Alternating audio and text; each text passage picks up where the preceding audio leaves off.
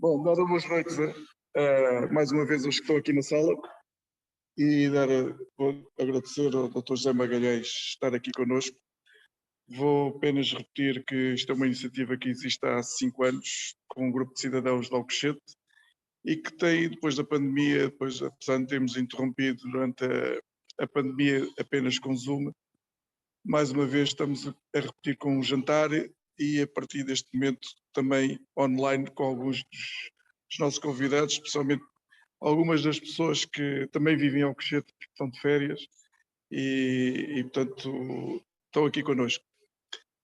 A apresentação do Dr. José Magalhães já foi feita pelo flyer, pela própria divulgação, mas também quem é que não conhece o Dr. José Magalhães? É das pessoas que, nomeadamente nesta matéria, tem um pensamento estruturado há muitos anos e sabe, é um pensador livre e sabe o que é que nos vai transmitir. E, portanto, não podia deixar de fazer uma referência pessoal, porque quando há 5 anos nós começamos com estas conversas, as pessoas que decidiram e pensaram começarmos a fazer estes jantares, estes eventos, somos nós que somos livres de escolher, convidar quem nós queremos. E não adianta fazerem recados nem sugestões por várias vias, porque somos nós que decidimos quem gostamos de ouvir em Alcochete sobre temas transversais, transnacionais, alguns deles transfronteiriços. E agora vou-me calar, agradecendo a presença dos que aqui estão. Não posso deixar de fazer uma primeira e última referência, que hoje melhoramos as condições tecnológicas, nomeadamente uma pessoa que já foi um dos oradores do Pensar Alcochete, o Dr. Luís Vidigal, porque hoje trouxe-nos a tecnologia que ele muito gosta, para também podermos usufruir daqui de uma câmara e de uma imagem mais panorâmica da sala. José Magalhães, obrigado pelo convite. Como é habitual, já tem uma placa que daqui a 50 anos se fará história e a partir deste momento eu calmo para ouvirmos o que é que nos tem a transmitir e obrigado por ter aceito o convite de estar connosco. Obrigado. Este convite foi aceito com...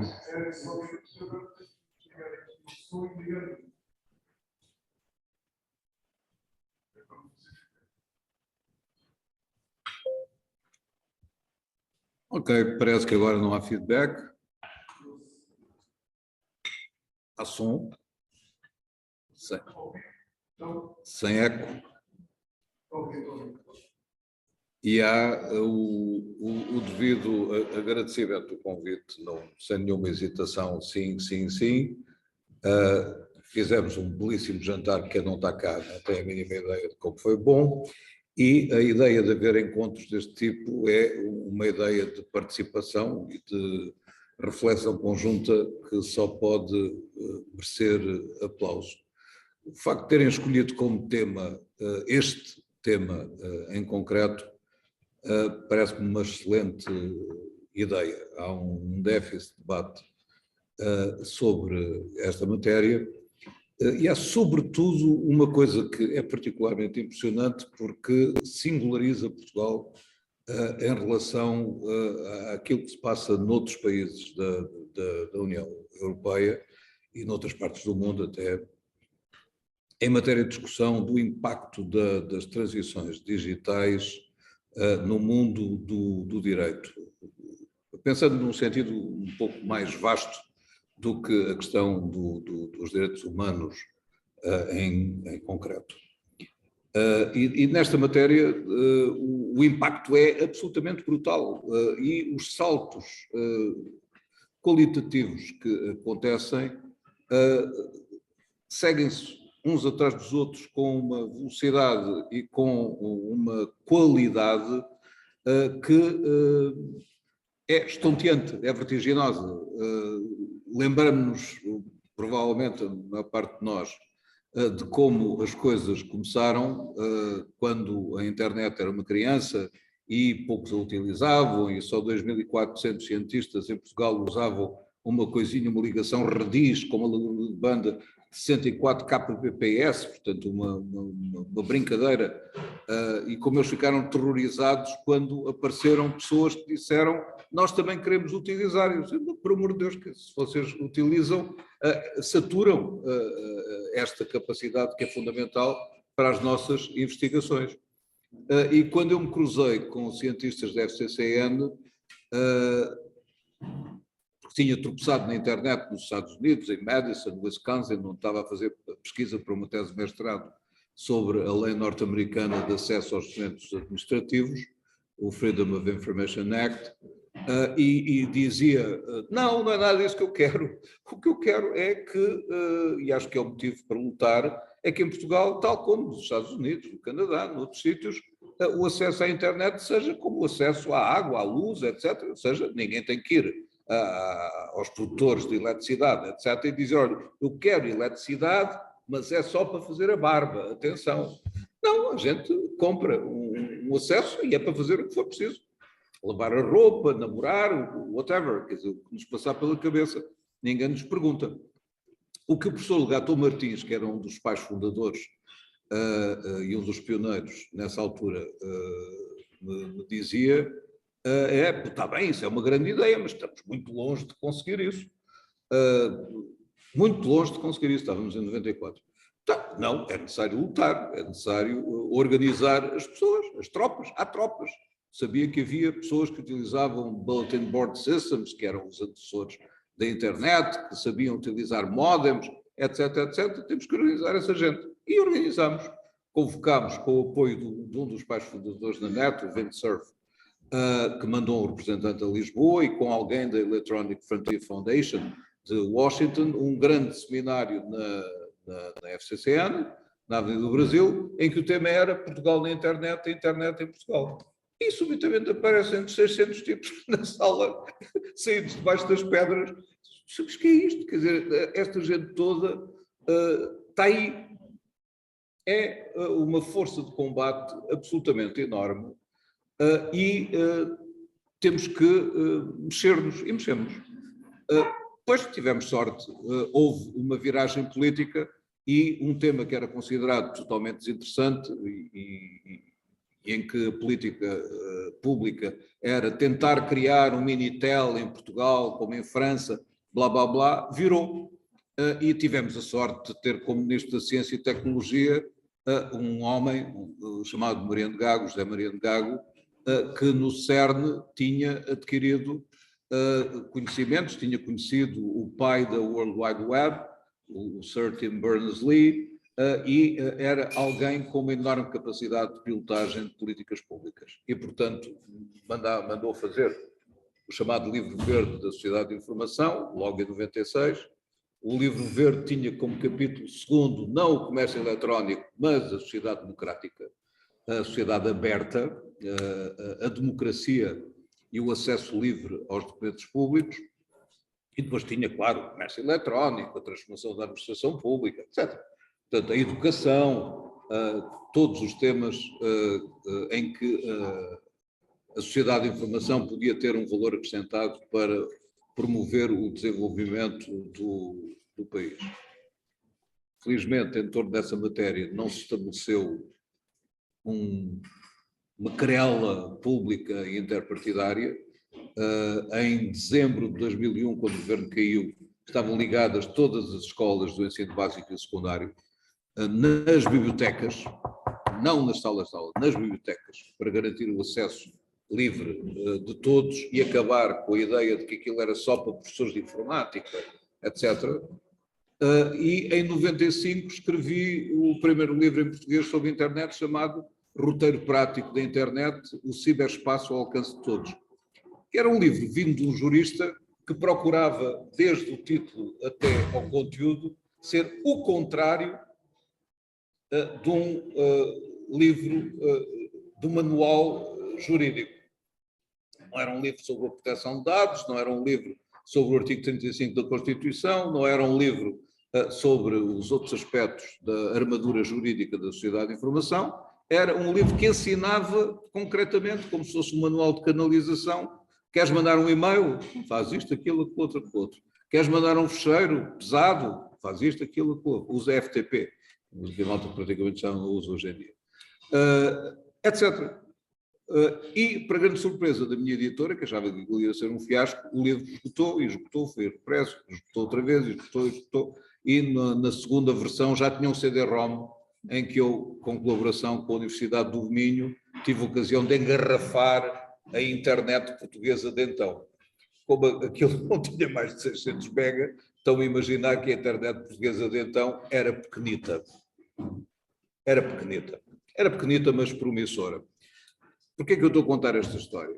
Porque entre esse momento, é que eu chamaria o momento fundador, em que a União tinha o comissário Bangaman a convocar para Corfu ministros para discutirem a sociedade de informação, e apareciam ministros que não tinham mais vaga ideia do que era a sociedade de informação, nem tinham políticas públicas dos países, nem tinham alguns, se não a ideia de que queriam um Minitel o mais depressa possível, e não queriam nada disto, isto era uma americanice, e os que estavam a defender isto tinham sido certamente objeto de uma lavagem cerebral, alguns em Langley, ou uma coisa assim do género, e portanto estavam passados e enfeudados aos interesses norte-americanos.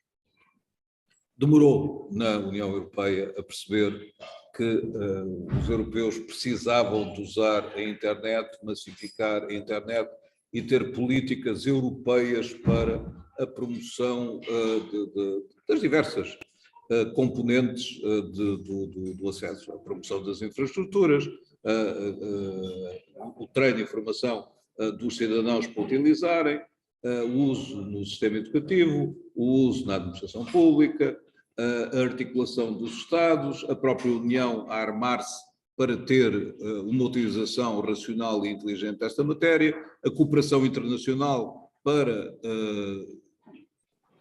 desde logo com os países do outro lado do Atlântico, estabelecer políticas comuns e tentar estabelecer regras que tivessem um caráter mais amplo do que as regras que se aplicavam nas comunidades e na União. E lentamente começou-se a esboçar esse corpo de inovações. Sobre isso só gostava de dizer duas coisas. Primeiro, essa caminhada foi assimétrica e cheia de ups and downs, de recuos e avanços e de coisas incompletas. Inicialmente havia quem achasse que a União devia meter-se pouco nesta matéria, o que era, na minha opinião, uma asneira profunda, porque a internet, sendo universal e sendo cada vez mais algo que deve obedecer a regras comuns aos vários Estados-membros, e não só, deve ser objeto de instrumentos da União, e não apenas de instrumentos nacionais. Mas a União optou inicialmente por mandar fazer, por exemplo, na área da segurança, decisões quadro.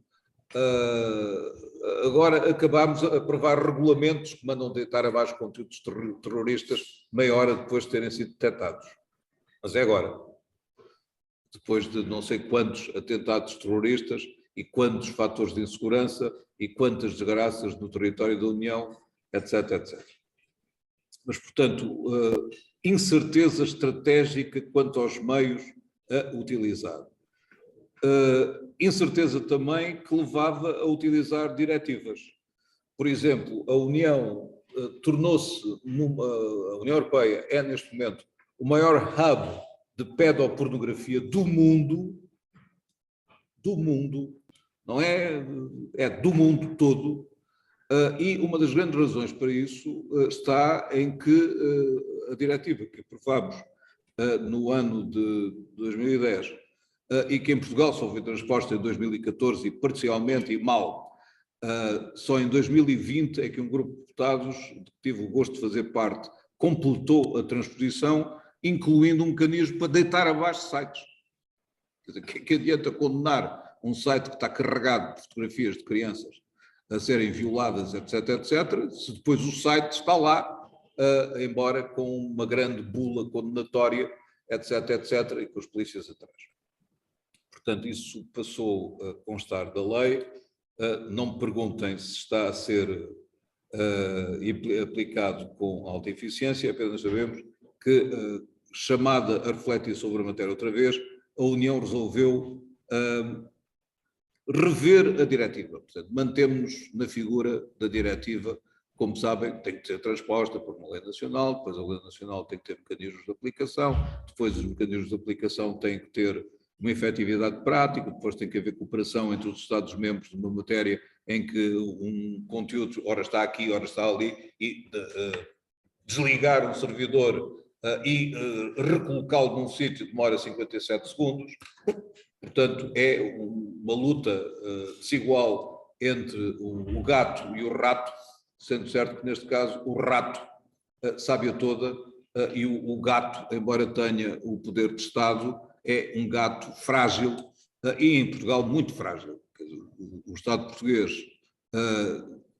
é obrigado a utilizar, a recorrer aos serviços de um hacker para conseguir aceder a determinado tipo de informação sensível necessária para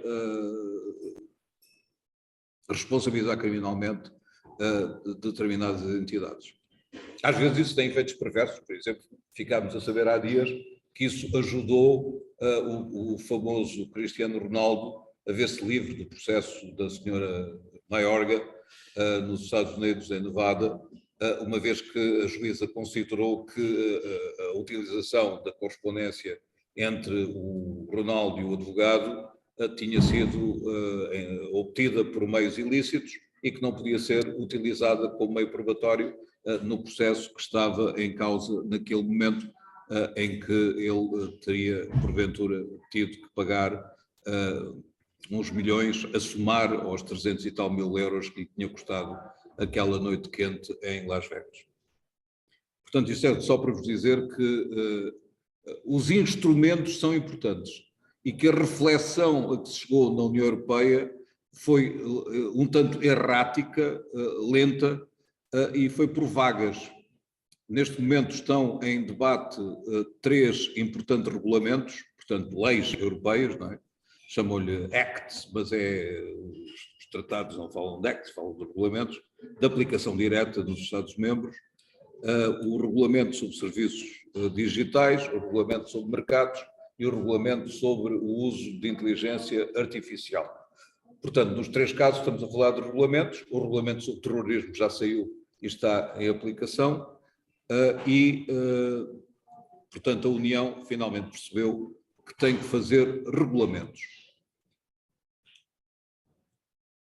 O quadro que estamos a viver, próximo do fim desta introdução, é um quadro recheado de dificuldades, algumas das quais são inesperadas. Quando a caminhada começou, esta caminhada regulamentar, não havia guerra nem invasão da Ucrânia. O fenómeno que se chama balcanização da internet, ou splinternet, como gostam de dizer os americanos, portanto, o sonho de haver uma internet igual para todos, em todas as partes do mundo. É verdade que em 2018 metade da humanidade passou a ter acesso à internet, que é um marco absolutamente histórico, não é? Começou uma campanha da ONU com o título The Next Billion. Queremos os próximos 1.000 milhões para somar à metade da humanidade que já usa a internet. Também é verdade que tecnologicamente foram dados saltos qualitativos, mais fibra óptica, 5G, embora em Portugal a 5G seja uma miséria e o processo esteja barbaramente atrasado e figuremos nos índices europeus no quadro negro dos atrasados. Saiu agora precisamente um relatório da Deloitte, fiz hoje um post sobre isso no Facebook, está lá integralmente, se quiserem lê-lo e terem os pelos arrepiados, terão a oportunidade de o fazer. Nós aparecemos, curiosamente acompanhados pela França, no quadro negro dos que estão atrasados em matéria de 5G. Ora, o 5G é absolutamente fundamental para ter um aluvião de dados com uma latência ridícula de 0,03, portanto, carrega-se clica-se e abate-se sobre a nossa cabeça através do nosso telemóvel ou através do tablet, etc., ou do computador portátil, um aluvião de 10 gigas de dados, o que é alguma coisa completamente poderosa. Quando a gente pensa em, por exemplo, olha, um tema que aparece no Expresso esta semana com grande destaque, quando a gente pensa em sistemas de emergência, de comunicações de emergência, pensa que o Ciresp utiliza uma tecnologia que é basicamente 2G, ou seja, uma mula comunicacional recebida em terminais que são próximos do estúpido, e que comunicações modernas deveriam pensar em utilizar o 5G e terminais inteligentes de última geração, podemos medir a importância que esta discussão tem em matéria de direito à segurança. Por que é que eu não falei dos direitos digitais? Porque aquilo que eu tenho a dizer nesta fase é muito pouco. A União não deu prioridade, quando começou a legislar sobre essa matéria, à configuração de direitos humanos da era digital em instrumentos, apesar de termos uma carta de direitos fundamentais, em que tudo está estatuído muito na defensiva, o medo de que venha uma devassa dos dados, o medo de que a privacidade seja liquidada, o medo disto, o medo daquilo, esse instrumento não é escrito numa ótica abrangente, numa ótica positiva, tal como a nossa Constituição, aliás. A nossa Constituição está escrita numa ótica puramente defensiva.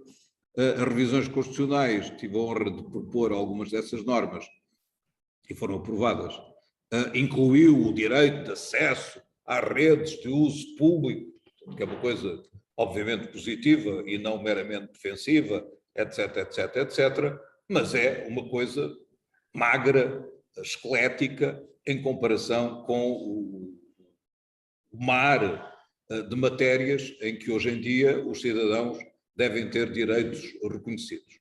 Como sabem, foi aprovada uma Carta de Direitos, Carta Portuguesa de Direitos Humanos na Era Digital, que tem mistura, uma carta muito eclética, porque mistura normas que enquadram e criam, modelam direitos fundamentais, com normas organizativas e que impõem políticas públicas ao Estado de Direito Democrático, o que não é uma inutilidade, porque os governos mudam e, por exemplo, o governo anterior tinha uma resolução do Conselho de Ministros com uma estratégia para a transição digital.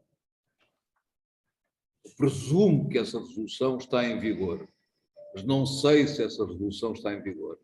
Agora, sei que a Carta está em vigor. Se é cumprida ou não, é outra coisa.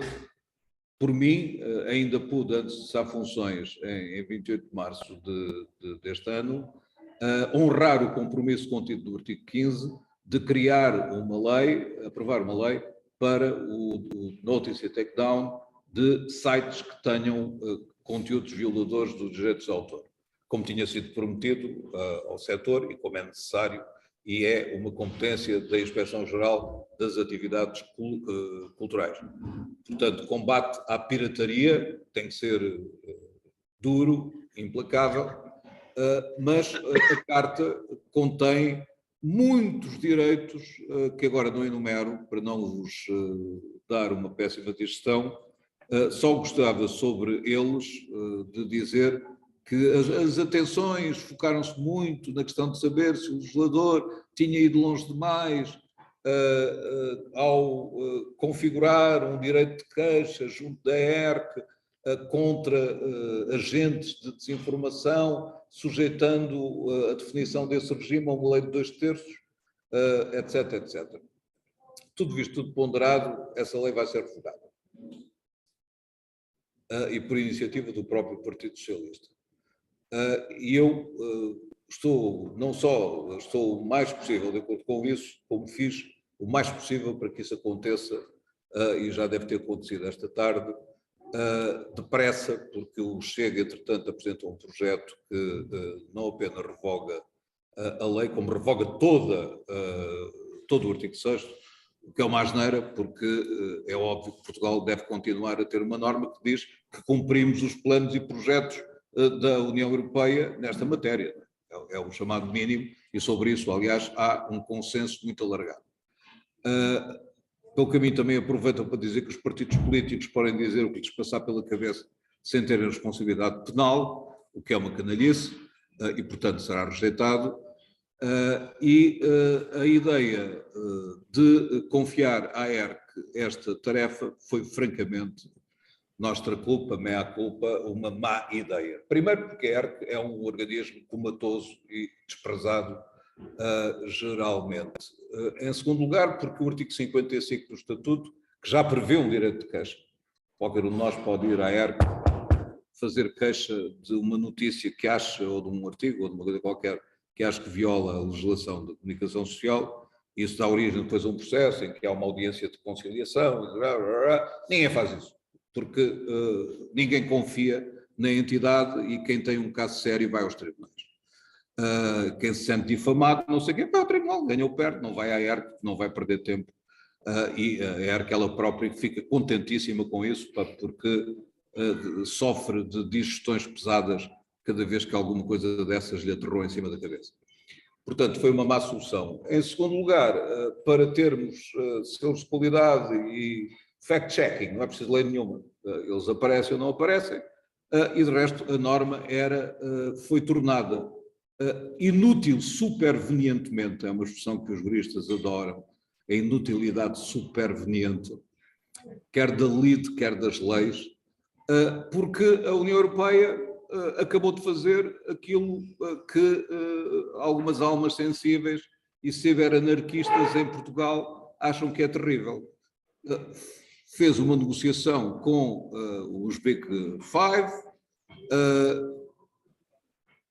para rever o Código de Conduta que foi aprovado em outubro de 2018 e que manda fazer takedown de posts que violem os terms of service, as condições de serviço, e que sejam, por exemplo, de incitação ao ódio racial, de ofensa às pessoas que sejam homossexuais ou que defendam os direitos das pessoas homossexuais, ou os apologistas do Holocausto, e que achem que Auschwitz foi uma coisa agradável e bonita e até desejável, etc, etc. Todos esses crápulas que cometem crimes ao abrigo do Código Penal Português, que prevê isso desde os anos 80, não é? Continuarão abrangidos por esse conjunto de normas. E a União Europeia está a investir muitos milhões na criação de hubs para notice e takedown desse lixo de caráter variado.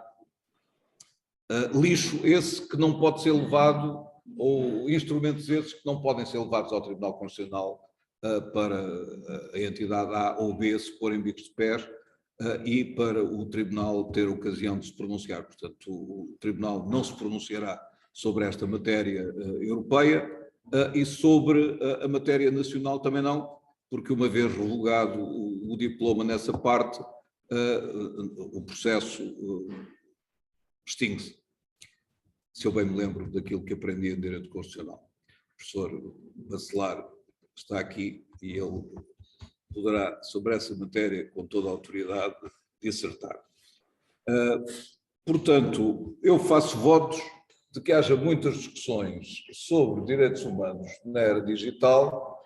E devo dizer que não tenho, nesta matéria, uma particular tranquilidade, por esta razão com que termino. Se nos interrogarmos sobre a razão pela qual a Carta só nasceu em maio de 2021, tinha sido reeleita em 2009, comecei a ter este trabalho em 2015, por aí adiante, portanto é um parto de elefante, perceberão que a razão é que não reinava um extraordinário entusiasmo sobre a produção de um instrumento destes. lá consegui persuadir os meus colegas de que sim, que valia a pena, mas a verdade é que os espanhóis marcharam nesta matéria e marcharam melhor. Quando tiveram que fazer a lei que enquadrou a melhor execução do RGPD, portanto, o Regulamento Geral de Proteção de Dados, essa lei tem uma primeira parte que, de maneira completamente, ao contrário da nossa, que é uma lei absolutamente simplista e, aliás, feita com os pés, aquela lei espanhola tem uma segunda parte sobre direitos digitais.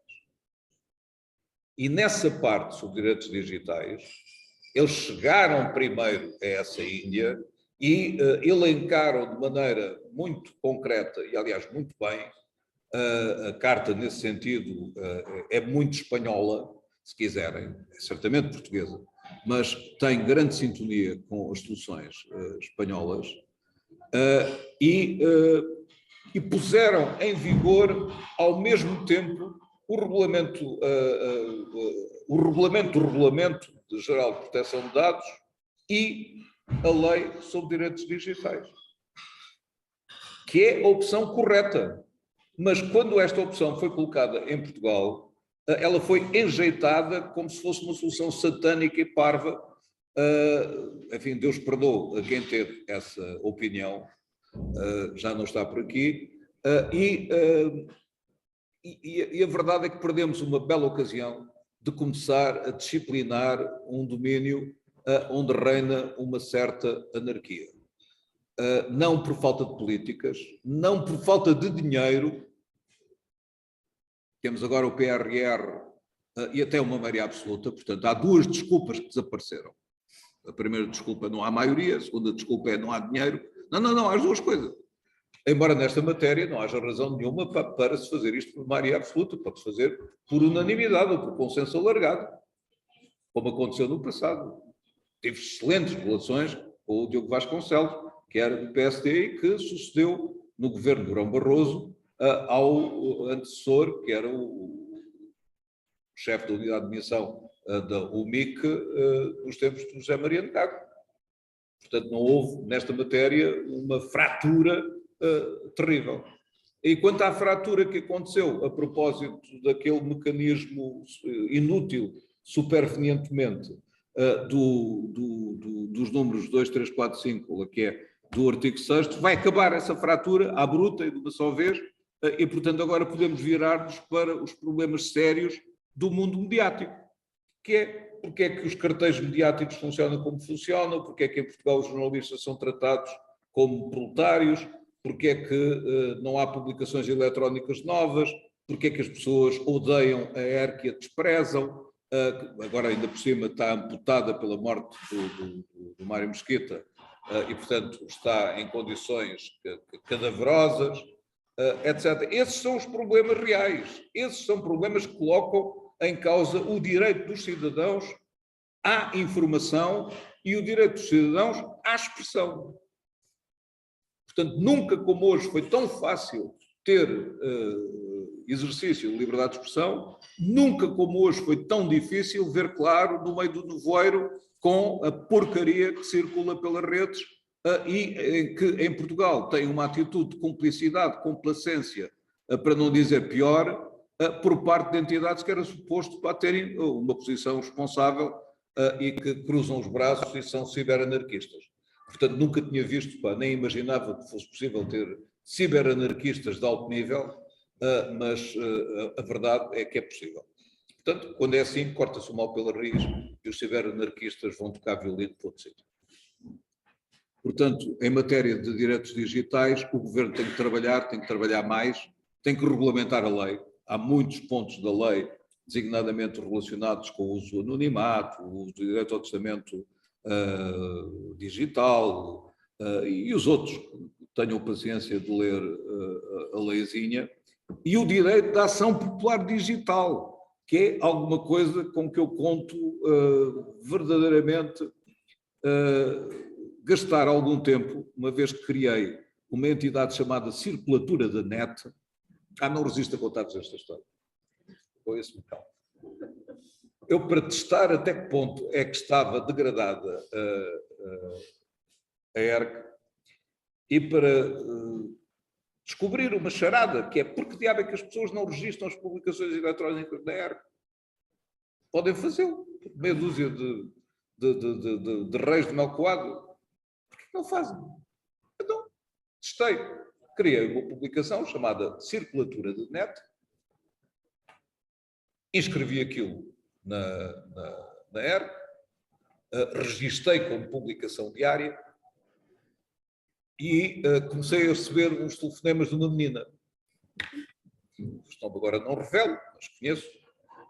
Débora, uma tal Débora, passou a telefonar-me, nós temos estado a ver aquilo e tal, não tem publicado diariamente, tenho andado com coisas e tal, mas vou publicar. Publico, por favor, eu então mudo para semanal. Não quero mudar para semanal, eu quero aquilo diário para poder publicar, até várias vezes ao dia. Várias vezes ao dia, isso já não, porque aquilo é diário, portanto, é como se aquilo fosse a Folha de Fátima, não é? Ou a da Diocese de Leiria. Sai uma vez por semana e é uma coisa lindíssima e completa. Tem tudo, desde os nascimentos aos óbitos, etc, etc. É uma coisa muito completa, com uma homilia dentro e tal. Bom, andamos assim, para um lado, para o outro, eu a fugir à seringa, ela a telefonar ou a mandar mails, etc, etc, até que um belo dia estava ali na praia de São Pedro do Estoril, na esplanada, a olhar o mar, quando olho e aparece um mail. Era um mail da ERC, a Débora.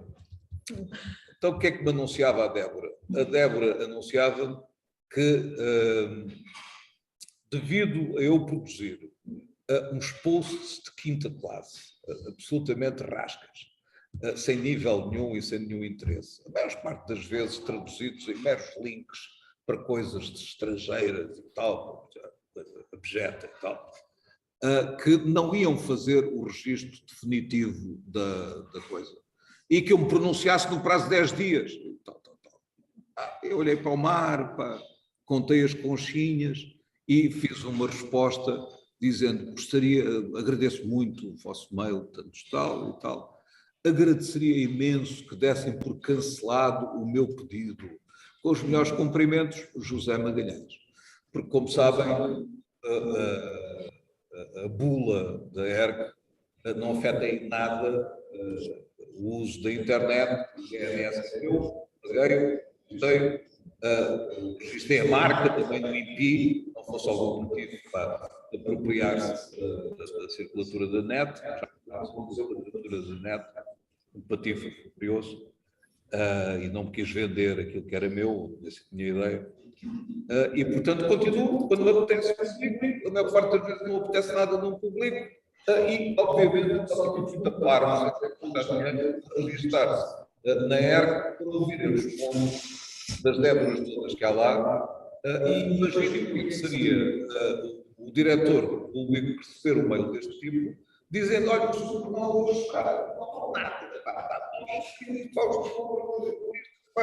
os palhaços, aquilo tem artigos, são traduções, gostam de bolso, olha, o Expresso, que traz muitos artigos traduzidos, não tem artigos aquelas coisas do género,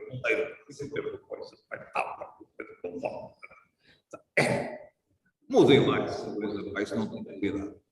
É impensável, seria um atentado contra a liberdade de expressão, mas como veem, este atentado contra a liberdade de expressão não tem um grito de solidariedade ou de protesto nos parteiros mediáticos dominantes que têm um papel como possível de menina virgem em relação ao que quer que seja que toque desta matéria.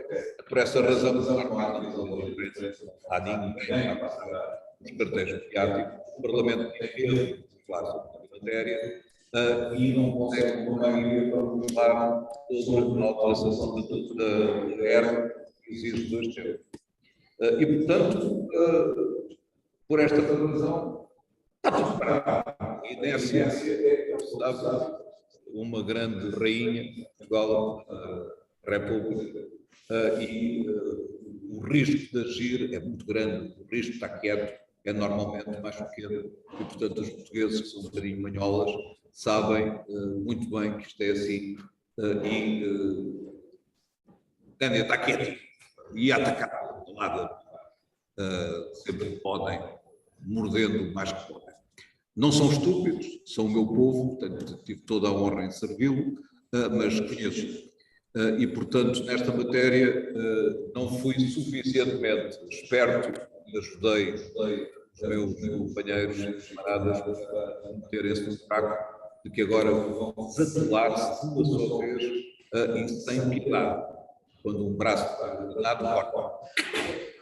Portanto, assim será feito. Eu ficarei contentíssimo por acabar com esta história e tentar obrigar as pessoas a discutirem direitos digitais. Se conseguirmos isso, daremos um passo em frente. Será uma grande diferença. E para abrir tudo isto, talvez esteja chegado e temporada. Obrigado pela vossa paciência.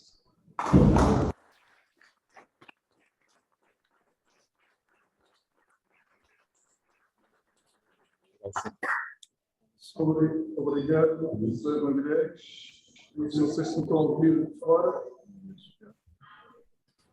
Estão a ouvir de fora?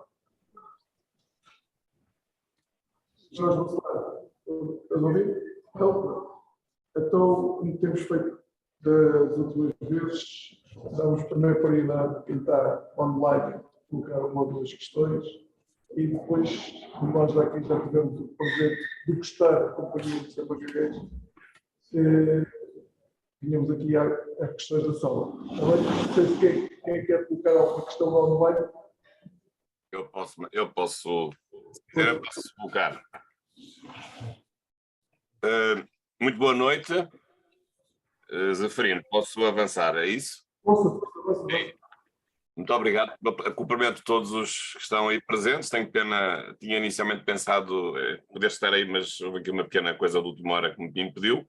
Mas não podia deixar de participar e cumprimentar o Dr. José Magalhães, que com muito gosto o ouvi, como acho, é habitual ouvi-lo sempre com muito gosto sobre estes assuntos e outros, e dar-lhe os parabéns também por esta intervenção curta, mas grossa e sintética, e disse muita coisa, embora em pouco tempo, embora usando pouco tempo.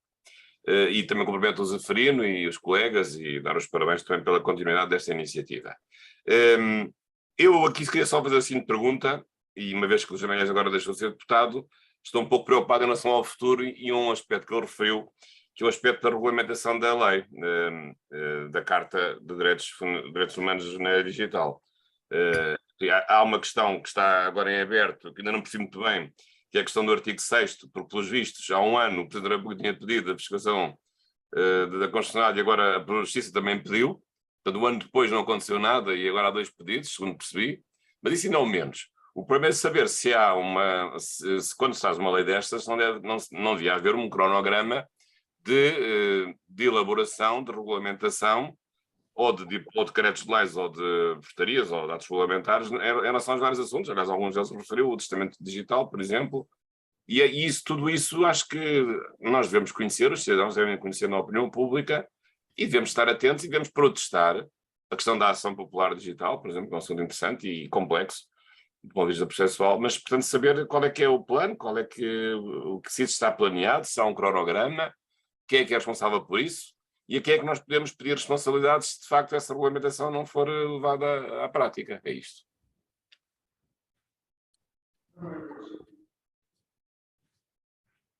Pode falar. Já posso falar?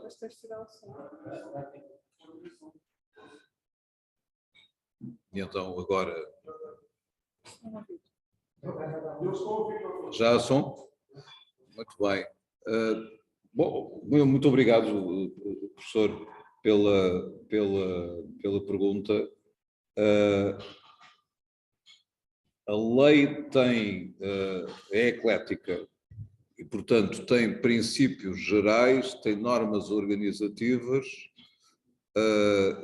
quanto às quais seria impossível fazer um cronograma de regulamentação e discussão. Por exemplo, todas as normas que dizem respeito à organização do Estado para definir políticas públicas favoráveis ao acesso, designadamente hotspots, Wi-Fi, para todos, etc., etc., espaço de cidadão com meios para os cidadãos poderem utilizar, etc., etc., exigem dos departamentos competentes iniciativas próprias. Um aspecto foi objeto de regulamentação, aquilo que eu referi, sobre direitos de autor, notice e takedown. Outro aspecto foi objeto de regulamentação, a criação da tarifa social de internet. É um aspecto importante. A lei previu prazos para a elaboração de um diploma sobre, no fundo, um código de procedimento administrativo digital, que é muito necessário para melhorar o funcionamento da administração pública e a sua relação com os cidadãos. Esse prazo foi destruído pela dissolução e pelo período muito excepcionalmente longo que mediou entre o ato eleitoral e o início de funcionamento da Assembleia, depois os trabalhos centrados na elaboração do orçamento para 22, etc., etc. Agora a Assembleia entrará em interrupção de trabalhos, o que significa que alguns desses aspectos que são da competência da Assembleia não podem ter ainda regulamentação. Também há uma certa incerteza quanto ao aparelho promotor, porque foi extinto, na minha opinião, mal, o Ministério da Reforma do Estado e da Administração Pública. E foi criada uma omelete organizativa chamada Secretaria de Estado da Digitalização e Modernização Administrativa, na dependência direta do Primeiro-Ministro, com um secretário de Estado, com um estatuto normal de secretário de Estado, para tratar de todas estas matérias, tanto do setor público como do setor privado. Setor público, setor privado. Portanto, passámos de uma situação em que no Ministério da Economia havia um secretário de Estado da Transição Digital e havia no Ministério da Reforma do Estado e da Administração Pública competências para acompanhar a modernização administrativa, incluindo, tutelando a AMA, que é uma peça central para pedalar mudanças na administração pública, que são bem precisas. Há atrasos, o atraso da migração para a cloud, o atraso na definição das novas regras para o relacionamento entre cidadãos e o Estado, há atraso na administração digital do setor da justiça, designadamente na mudança do velho sistema CITAF dos tribunais administrativos e fiscais, que é uma relíquia antiga do início do ano 2000, que se tem arrastado por aí adiante, e quanto à qual já houve as mais fantasiosas ideias, incluindo a ideia de um sistema único, por aí adiante, portanto, toda a espécie de fantasias, portanto, eu acho que a sua pergunta é terrível, porque não tem uma resposta satisfatória e na realidade ninguém está a fazê-la. Ninguém está a fazê-la, nem no governo, nem na oposição, ninguém está a fazê-la. E, portanto, temos atrasos e estamos dependentes um pouco muito, do acaso e a inércia que procura evitar atrito tende a dominar em alguns locais. Vou-lhe dar dois exemplos. O Código Europeu das Comunicações Eletrónicas devia ter entrado em vigor, aliás, que entrou em vigor em 21 de dezembro de 2021, em Portugal está empancado porque a proposta da legislatura anterior caducou. E o texto da legislatura atual não anda para a frente, nem para trás, nem para o meio. E, portanto, apesar das contribuições da ANACOM, disto, daquilo e daquilo outro, e de se tratar da transposição de uma diretiva, portanto, o trabalho no essencial está feito, não temos código novo das comunicações eletrónicas. E isso afeta direitos dos cidadãos, não é? E aí o caminho é muito simples. Transpor a diretiva. A mesma coisa em relação à diretiva sobre direitos de autor. E o caminho aí também é muito simples. Transpor a diretiva sobre direitos de autor. Tinha sido apresentada uma, o prazo acabou em 7 de junho de 2021, portanto, o Estado português ficou em falta e tem um processo intentado pela Comissão no Tribunal de Justiça. Ainda não foi apresentada a proposta de lei nesta legislatura, a 15ª. Francamente, não percebo porquê. Seria sempre possível repetir o processado, isto é, anterior. Basta tirá-la do arquivo e pô-la outra vez em debate. A Assembleia é soberana para retocá-la, pintá-la de qualquer cor que lhe apeteça, etc, etc. E isso não aconteceu, não percebo francamente porquê. Portanto, estamos sujeitos a um ritmo um bocado errático. A única coisa que me alegra é que, de uma penada, vai ser possível recentrar o debate nos temas que interessam, extinguindo o fait divers que apaixona uma legião de juristas e que, pelos vistos, levou a Provedora de Justiça a pôr no Tribunal Constitucional aquilo que já lá estava. Como dizia ridiculamente um título, Provedora de Justiça leva ao Tribunal Constitucional o artigo 6º da Carta. Pois, a Provedora levou uma coisa que já lá estava. Não? Ou seja, não levou nada, apresentou um pedido absolutamente redundante, como é seu direito, aliás, agora só falta que 23 deputados também apresentem um pedido e que a Procuradora-Geral da República apresente um pedido. E o Tribunal fica cheio de pedidos, sendo certo que o legislador, com uma certa cobardia, não fixou prazo para na lei orgânica para o Tribunal decidir processos de fiscalização sucessiva abstrata. Ao contrário do que acontece com a preventiva. E, portanto, ouça, processos que eu fui subscritor, pedidos, sei lá, por exemplo, sobre a lei do mar e companhia, estão lá numa gaveta frigorífica mortuária, à espera que alguém decida fazer avançar aquilo. O que tem efeitos na ordem jurídica, e devo dizer que é um dos fatores de patologia constitucional na nossa querida pátria. Não é? O legislador não tem coragem de legislar sobre prazos e, portanto, o Tribunal faz isto. Ouça, da mesma forma que faz, aproveito o cavalo para chorar um bocadinho, faz uma coisa verdadeiramente inacreditável, que é incumprir a lei que mandou instalar a entidade de fiscalização dos rendimentos dos políticos e património, políticos e não só, e património, que irá para o Convento dos Grilos, em Coimbra, e tudo isso está empancado, e os 3 fiscais não são nomeados porque o Tribunal Constitucional e o seu presidente empancou na ideia de que tem que ser ele a decidir tudo, incluindo o WC do Palácio Renovado. Isto foi dito perante mim. Portanto, estou-vos a dizer uma coisa que consta da ata da primeira comissão na miserável 14ª legislatura, para esquecer, claro, não é? E nós ouvimos isto e ficámos aparvalhados, perplexos. O que é que se faz? Quer dizer, quando há o incumprimento de uma lei, quando a entidade incumpridora é chamada, quando diz que não abdica de até ter determinado o local da última casa de banho com vista para o Mondego, não há nomeação das pessoas encarregadas de fiscalizar as declarações e que elas são entregues em papel. Vou entregar a minha em papel, escrita à mão, aliás. Tenho esse direito.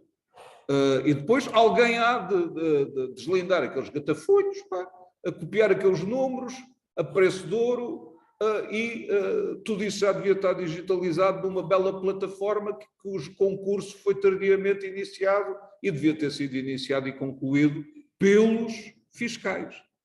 Mas não, é assim. E a Assembleia da República não se tem dedicado a este importante assunto na atual legislatura. Portanto, apanha por cima com a acusação de que os políticos são os hipócritas que estão a fazer tudo para não serem fiscalizados. Portanto, quem não quer ser lobo não lhe veste a pele. Portanto, ao pé disto, a questão da carta é uma questão sofrível e que vivemos, conseguimos viver e sobreviver, e a carta há de ser regulamentada. E, entretanto, a União Europeia avança com iniciativas. O Digital Services Act, o tal Regulamento de Serviços Digitais, é uma obra, está neste momento empancado também, por uma divergência quanto a dois considerantes, etc, etc. Mas quando a divergência for superada, o tal Digital Services Act é um regulamento minucioso e extensíssimo que se baterá com a lei norte-americana e é essencial para disciplinar as grandes plataformas. E o Code of Practice, que agora foi negociado, é a sério e vai permitir expulsar das plataformas uma série de delinquentes que por lá andam a sujar o ciberespaço, etc, etc. E essa, senhora Provedora de Justiça, não levará ao Tribunal Constitucional, de certeza, não tem competência para isso. Sábios constituintes. Portanto, é isto que eu posso dizer. Peço desculpa por ter sido extenso. Na outra fui curto, agora fui extenso. Magalhães, se alguém do memória quer alguma questão. Não, passamos aqui para a sala. Inclusive, ao Chico. Não sei se haverá mais ao Chico, não natural, mas em ao Chico. Então, eu vou com uma situação real a fazer aí.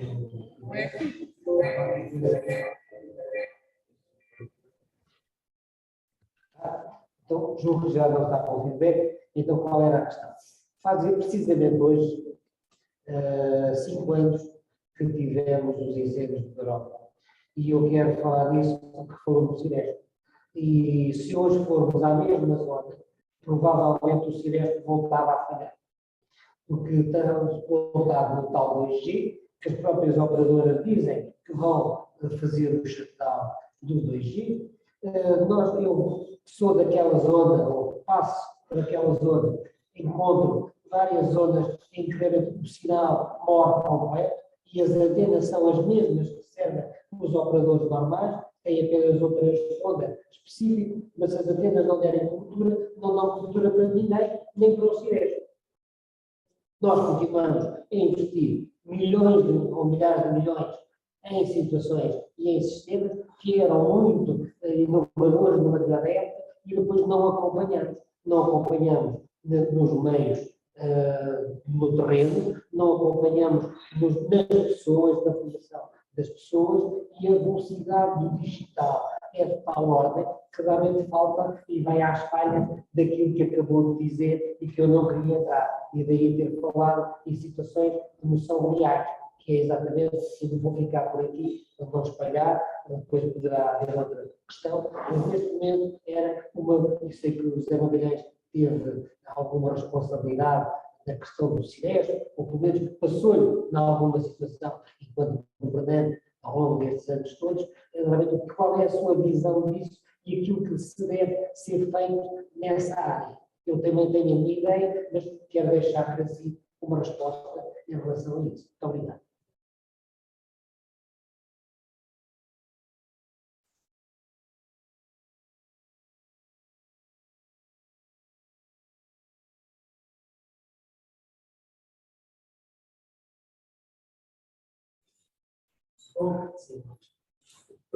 Sugiro que leia, mas em relação à pergunta e em relação àquilo que eu posso dizer dando testemunho, eu, como calcula, fiz parte da equipa ministerial que em 2005 recebeu um molho de brócolos herdado do Daniel Sanches e do governo anterior, chamado contrato para a criação do Ciresp. O Ciresp era uma velha reivindicação das forças e serviços de segurança. A ideia de terem um operador próprio, exclusivo para os serviços de emergência, todos, era uma coisa tipo Santo Graal, etc, etc. Nunca tinha havido dinheiro para tal e a fórmula que foi inventada para isso tinha vários problemas. Dr. António Costa, como ministro, mandou submeter à Procuradoria-Geral da República o contrato feito e apurar se sim ou não podíamos descartá-lo, por isso simplesmente. Note que o CIRESP que falávamos era um sistema circunscrito ao território continental. Portanto, não se aplicava nem à região autónoma dos Açores, nem à região autónoma da Madeira.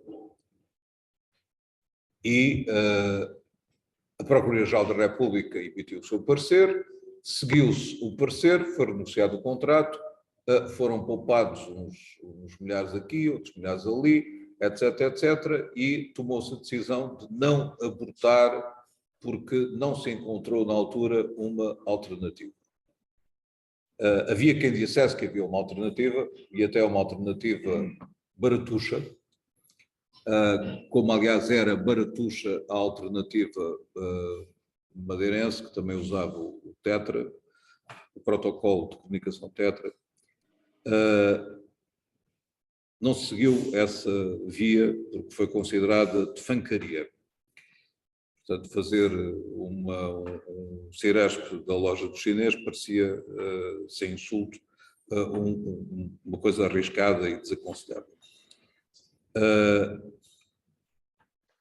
Decidiu-se avançar. Quem teve essa competência inicialmente foi o Dr. Rocha Andrade, subsecretário de Estado, já falecido, infelizmente. Eu herdei essa competência quando houve uma regulação governamental e não quando o Dr. António Costa saiu para ir para a Câmara de Lisboa, mas mais tarde, quando o ministro era o Rui Pereira e o subsecretário de Estado, na remodelação de janeiro de 78, saiu por vontade própria, não quis continuar. E a competência caiu-me em cima. Caiu-me em cima na fase em que se tratava de construir ou de garantir a colocação das antenas, a sua distribuição no território, a cargo do professor Vítor, que era o líder da parceria público-privada que estava a construir tudo o que era necessário construir, etc, etc. Mas, periodicamente, quando havia uma dificuldade, ou era necessário falar com o Presidente de Câmara, ou era necessário ir ao Ministério dos Transportes para negociar uma coisa ou outra situada em território ocupado por forças do Ministério, ou entidades do Ministério, lá vinha ao meu gabinete para tentarmos decidir o que era para decidir. Saí do Ministério da Administração Interna no mês de novembro de 2009 para transitar para o Ministério da Justiça. E o meu relacionamento com o CIRESP acabou aí. Ou seja, compra de caminhonetes, aquelas caminhonetes volantes com as antenas para colocar em eventos, etc, etc. Isso foi da minha responsabilidade ainda, etc, etc. Agora, vamos sair da história e de tudo o que aconteceu, vamos colocar no dia de hoje. No dia de hoje estamos perante um sistema que esgotou o seu ciclo de vida justificável. Se alguma vez o teve. Se alguma vez o teve. Eu ponho isto assim porque, do ponto de vista tecnológico, arrepia-me um pouco que haja telemóveis de enésima geração no meu bolso e haja bombeiros a utilizar uns camartelos da Motorola que parecem dinossauros de uma época jurássica. É um bocado impressionante. Também é impressionante que tudo isso não sirva de absolutamente nada sem apoio satelitário, não é? Uma vez que só os satélites ou a fibra óptica debaixo das estradas, primeira solução, que é uma solução cara para burro e nem sempre eficaz, ou então a redundância satelitária. Mas, quer dizer, estamos na era em que um senhor chamado Elon Musk tem uma rede de satélites de baixa altitude que permite levar internet aos confins da Ucrânia ou ao meio da África, ou à Serra da Estrela, ou ao Alcochete. É uma questão de pagar para aceder. Portanto, o quadro tecnológico alterou-se radicalmente. E, portanto, se o pensamento não se alterar radicalmente, nós não daremos nunca às forças e serviços de segurança ferramentas, eu não diria maravilhosas, mas quer dizer, decentes e à altura da tarefa que lhes é pedida. E a tarefa que lhes é pedida é quando vão atacar, não digo uma catástrofe, a catástrofe de 2017 foi uma catástrofe, uma mega catástrofe. E a de outubro, aliás, também foi outra catástrofe de dimensão, aliás, maior ainda do que a dos mortos, 40 todos alinhados para numa estrada da morte, etc, etc, e os outros. Portanto, tudo isso estava a ser objeto de uma reflexão no Ministério cessante da 14ª legislatura, em que o ministro saiu abruptamente na sequência do atropelamento de um operário numa autoestrada, no sentido de se criar uma unidade de tecnologia que tratasse simultaneamente do CIRESP, do 112, de todos os serviços de emergência e da Rede Nacional de Segurança Interna que eu ajudei a criar, fundei, uma vez que o Ministério antigamente comprava, as forças de serviço de segurança compravam separadamente conexões à polícia, à APT, e portanto perdiam milhões, e havia compradores a granel no Ministério da Administração Interna. Nós acabamos com isso, logo em 2005, 2006, e passamos a comprar em conjunto e de uma só forma e criar uma Rede Nacional de Segurança Interna devidamente securizada. Aliás, fiz o mesmo no Ministério da Justiça, e sempre com contratos de ajuste direto por razões de segurança. Passaram no Tribunal de Contas com toda a razão e de forma eficaz, e poupando muito dinheiro ao Estado e ganhando eficiência. Mas nós não podemos ter esse tipo de ferramentas sem ter uma estrutura adequada a geri-las. Quer dizer, a governance, que é uma palavra muito badalada, que tem aquela tradução nojenta em português, governança e não sei o quê, que nem é português, não é? Mas, quer dizer, a estrutura organizativa que garante que os equipamentos sejam devidamente geridos tem que existir. Eu tinha criado, por decreto-lei, promulgado pelo Presidente Cavaco, uma unidade de tecnologias de informação de segurança, unidade leve, constituída por elementos das forças de segurança. Devo dizer que era um princípio, era uma solução muito fraca comparada com a que existia no Ministério da Justiça, que era um Instituto de Tecnologias de Informação da Justiça. Entretanto, o ITIS foi à viola, portanto foi destruído. Hoje em dia é o IGFEG que compra tudo, desde o papel higiênico à construção de prisões, à construção de tribunais, à reparação de uma janela, etc, etc. À compra de computadores, à compra de papel para os computadores, à compra de cartuchos para as impressoras, etc, etc. Trata disso e trata do planeamento de uma base de dados, trata do algoritmo que distribui os processos, que é segredo de Estado. Não sei se vocês sabem que o algoritmo que distribui os processos e que dá origem a barracas de volta e meia, é segredo de Estado. Foi classificado pela ministra Francisca Franduna, e quando uma comissão de especialistas do técnico quis examinar o algoritmo, que é do ano 2000, e ver se ele está amarado, foram proibidos de aceder porque não estavam credenciados. E não foram credenciados, portanto não houve auditoria nenhuma, e o presidente do Supremo de então, do Conselheiro Pissarra, disse com toda a honestidade e uma certa ingenuidade à Assembleia da República, na sala do Senado, que não tinha ideia do que era isso, um algoritmo. Eu também não tenho ideia nenhuma do que é física quântica, não é? Porque se alguma vez tiver que falar sobre isso, arranja um explicador. Ou então calmo, e arranja alguém que saiba falar. Mas não é assim. Portanto, temos um problema sério porque não há, no Ministério da Justiça, não há ITIs, deixou de haver. E no Ministério da Administração Interna não há nada de semelhante ao falecido ITIG, portanto não há unidade de tecnologias de informação de segurança. A ideia era criá-la. Não sei o que é que pensa fazer o atual Ministro, também não o disse, e não sabemos absolutamente nada.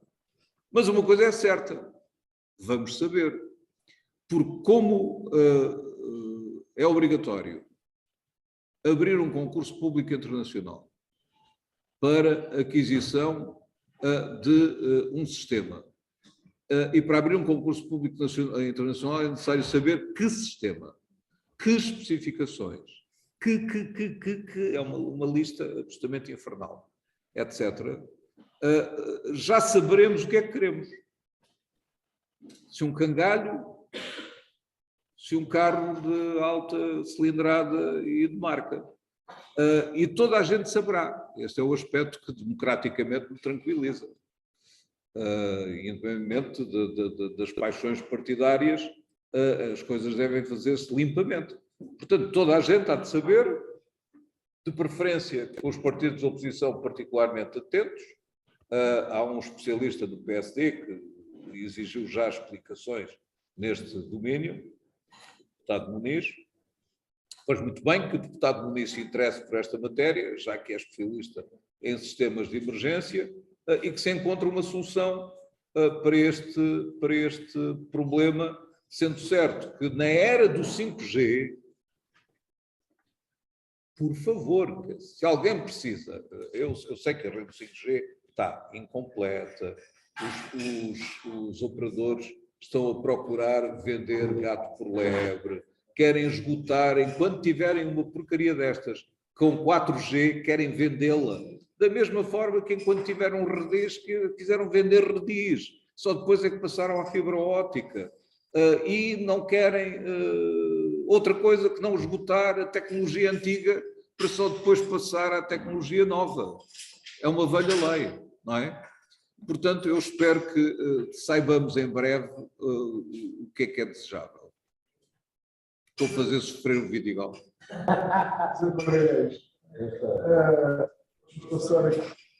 Deixa-me só.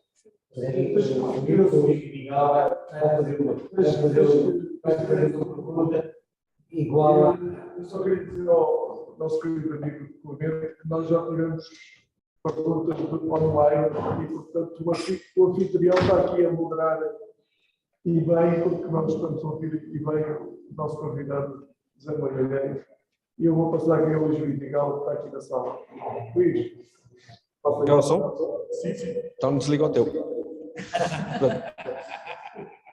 Pronto. Não, isto está com... Eu vou tirar.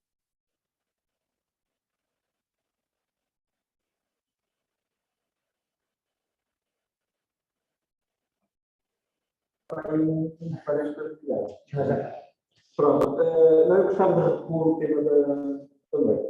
Houve aqui uma conversa à mão, que é a questão dos direitos do cidadão face à seguida.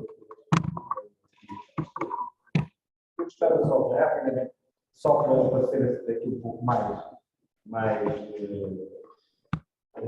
ver aqui estou a ouvir isto, portanto, o Google que é verdade, esta é a realidade, portanto, isto é a real política, portanto, o Facebook diz aquilo que nós gostamos de quer dizer, a Amazon e o Alvarado diz o que nós compramos, Netflix diz o que nós vemos, e tudo isto a partir dos nossos comportamentos, a partir das dispositivos da web, tudo e mais alguma coisa que nós escrevemos, e por aí fora. Mas só para vos dar aqui uma ideia, só para verem um bocadinho o que é que se passa neste momento, o que é o mundo. O mundo neste momento tem quatro redes que têm mais população neste mundo. Facebook, YouTube, WhatsApp e o Telegram. Tem neste momento, digamos, os maiores países do mundo. E vejam também as bandeiras que estão aí do lado esquerdo. Portanto, o mundo neste momento está dividido em dois blocos, dois grandes blocos, Estados Unidos e China.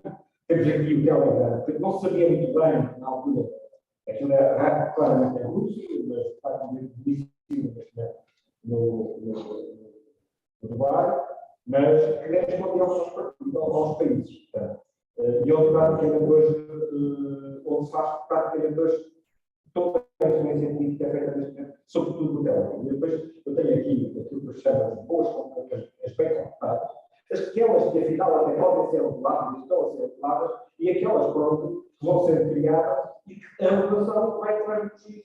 E, portanto, isto é um problema, é que ainda se acreditava, sobretudo com o FPD, que a Europa ainda estava uma coisa, que era regular. Os outros dominaram, pelo menos, tinham realmente os grandes dominadores digitais, e a Europa só fazia leis. E fazia leis, nós temos fundos, pagam mais altos, já vimos aqui. Mas este desequilíbrio, a Europa neste momento já é técnico, quase não consegue controlar. E o mundo é muito mais complexo do que isto. Porque, de facto, há aqui umas redes que são muito, apesar de tudo, tão moderadas, a ser moderadas, por batalhões de pessoas, escravos digitais, posso dizer. Por exemplo, neste momento, a empresa Accenture, Portugal está neste momento a luta centenas de pessoas para moderar essas redes. E acabam por ter depressões tremendas, exatamente, porque vem o ódio, vem tudo isto, vem onde é que está, de facto, neste momento de poder. Mas depois acontece isto. É que estão todos a fugir para outras redes, nomeadamente o Telegram, a mais conhecida, não é? O Parler, não é? O BTR, o Truce do Sr. Trump, o Rumble, para se contrapor ao YouTube. Portanto, nós neste momento, se quisermos ver coisas, por exemplo, da Rússia, não pode, já não pode. O YouTube está barrado. Está barrado por regras de idiotas da União Europeia. Portanto, está, digamos, a tratar como crianças, digamos, não podemos ver as coisas. Mas, portanto, como é que, no fundo, a regulação, depois vai ser isso. E se nós formos a ver, há uma fase, olhamos até, aquilo que eu chamo de esfera digital. Há uma camada de bons comportamentos. E depois há uma camada, eu chamo quase de, onde são montadas todas as teorias de conspiração, montadas milícias digitais, neste momento feitas por bots, robôs, que geram outros robôs, etc. E, portanto, isto neste momento é acreditado. Como é que se consegue regular uma coisa? Eu costumo dizer que só nos resta fazer uma coisa muito gigantes destes, e apelar para a sociedade civil, claramente, ter consciência que as coisas podem acontecer, porque eu não tenho consciência que isto está a acontecer. E, sobretudo, eu retomo aqui este quadro. O mundo hoje é isto. O mundo, a União Europeia, neste momento tem à frente, em termos de população, 448 milhões de pessoas, neste momento tem à frente o Telegram do Microsoft. E outra coisa curiosa é que aquilo que está ali, aqui também ao Internet, no fundo, a geopolítica da internet, neste momento a China construiu uma internet que é o espelho da internet ocidental. Portanto, eles têm neste momento o WeChat, que é no fundo o WhatsApp deles. Portanto, eles criaram um ecossistema próprio, não é? A própria Google teve que se criar aquele ecossistema. Neste momento está a explotar esse ecossistema, por exemplo, para a África e para muitos países que até se sentem confortáveis. Isto é, se aquilo funciona na China, e atenção, atrás dessas ditaduras digitais, então, obviamente, eu lanço uma plataforma e o Ocidente fica a regular. E a regular os mais bem comportados. Facebook, Twitter e YouTube. Não sei se o Elon Musk ou o Twitter vá descambar completamente, não é? Mas o Twitter já tem tipo moderação, os miúdos, já consegue, mas está em dia de ser tudo isto, de ser.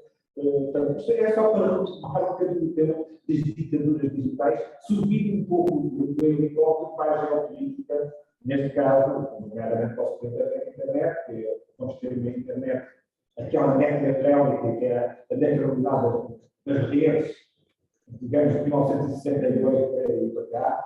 Eu também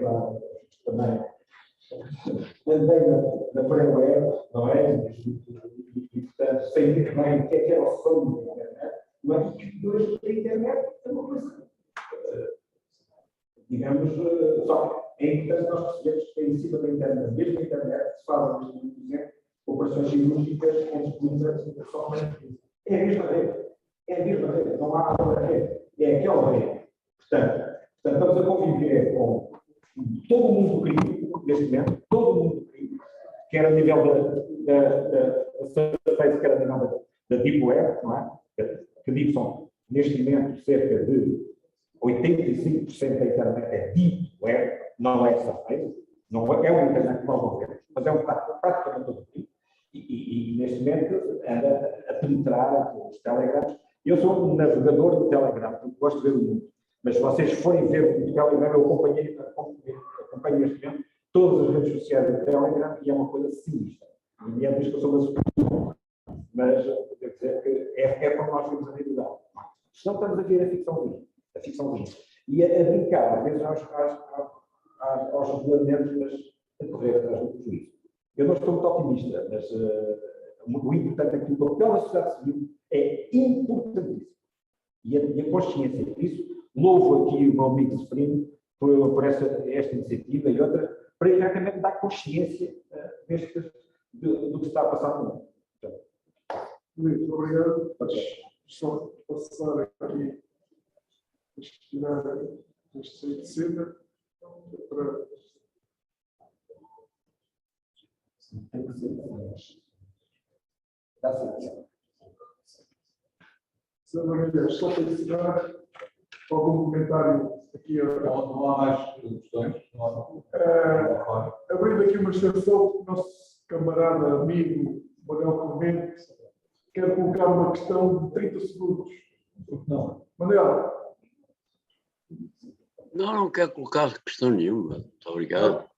Então, parabéns ao doutor José Magalhães, que anda zangado comigo, ainda não percebi porquê. Um grande abraço e gostei muito da sua intervenção. Parabéns. Estamos aqui na sala Na questão do acordo. Nestas coisas são um bocado ignorantes. Mas agora que o nosso companheiro Vidigal levantou aqui na questão, aliás, foi recuperada, eu gostava de ouvir a sua opinião sobre o seguinte. A sensação que eu fiquei foi que, de facto, em termos regulamentares, tudo isto está muito confuso, muito atrasado e com grandes dificuldades de consenso à volta da regulamentação, quer na União Europeia, quer em Portugal. Enquanto este consenso sobre a regulamentação não existe, nós temos as tais ERC, não sabemos muito bem para que servem e que a sua intervenção não será mínima, ou pelo menos é marginal. E eu gostava de pôr uma questão que é a seguinte: até que ponto é que, por causa da ausência desta regulamentação, nós, não somos nós, mas de certa forma somos, não estamos a deixar este campo todo aberto para estas 2 ou 3 grandes multinacionais que dominam completamente a rede de internet e que já hoje, de uma forma aparentemente muito correta, têm os seus serviços de censura em relação ao que é publicado nas suas redes. Estes serviços de censura, que até parecem ser muito bons, porque são em áreas importantes, de procurar que não exista terrorismo, pornografia, isto, aquilo, aquilo outro, hoje são assim de facto. Mas nada nos garante que amanhã ou depois da manhã, por ausência de legislação, por ausência de regulamentação, isto não dê a volta e a coisa não seja um bocado mais complicada. Eu só pedi por esta questão e ouvir a sua opinião. Muito obrigado. É uma grande questão.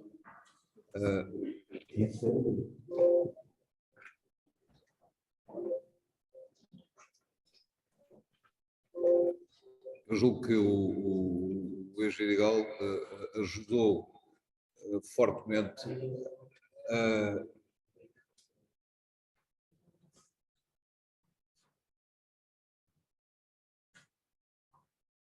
ajudou fortemente a que o quadro não tenha zonas, ou tenha menos zonas lacunares e não pintadas, etc, etc.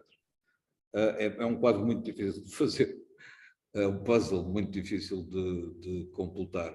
O puzzle completo teria que incluir muito mais peças ainda, e não foi minha pretensão incluir essas peças todas. Mas as peças que ele falou são obviamente muito, muito importantes. Acho que as pessoas não têm ainda, para já, o grau de literacia existente nas sociedades é assimétrico. E em Portugal, como dizem os indicadores, Portugal felizmente beneficia do DESI, que é o sistema de indicadores de sociedade de informação criado pela União Europeia. Houve um tempo em que não havia, mas desde há anos que há, e portanto nós sabemos hoje com grande exatidão como é que Portugal compara com outros Estados-membros em relação a todas as áreas. Os quilómetros de fibra óptica, a literacia, os produtores de conteúdos, etc. Tudo. Indo diretamente à questão específica da literacia, nós, como era de esperar, tendo em conta o tipo de qualificações da população, sim, é em parte uma herança, mas não é só uma herança, é um problema estrutural da democracia. As skills dos trabalhadores portugueses comparam mal com as habilitações dos trabalhadores, designadamente dos países de leste. É um facto.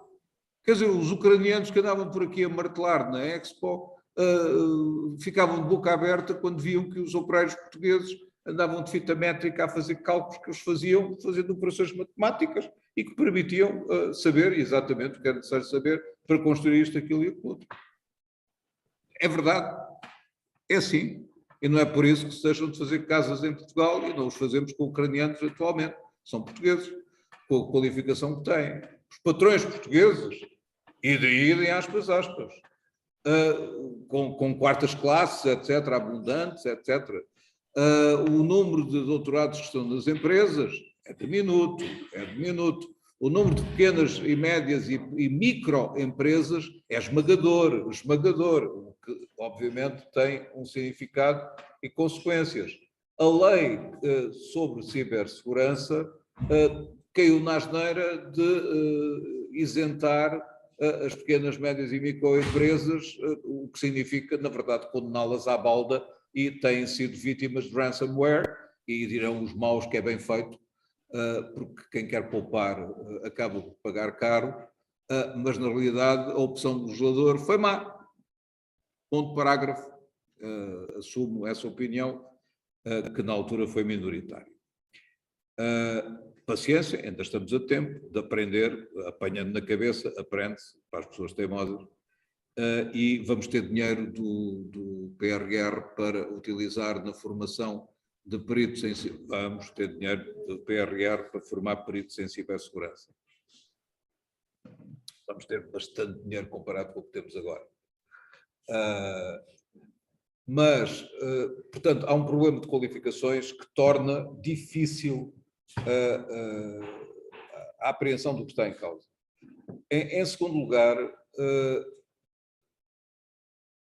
a complexidade das matérias é desafiante. Ou seja, nós estamos agora a falar de direitos digitais. Ok, muito bem. E estamos a falar superficialmente, no sentido que não fomos um a um para examinar os que estão na lei espanhola e na Carta Portuguesa, ou nos que estão na Declaração de Lisboa. Sabe, durante a presidência do Conselho da União foi aprovado um documento aqui em Lisboa no dia 1 de junho de 2021, chamado, deixa-me lá ver o nome, tem um título giro, Digital Democracy with a Purpose. É um movimento with a purpose. With a purpose. With a purpose.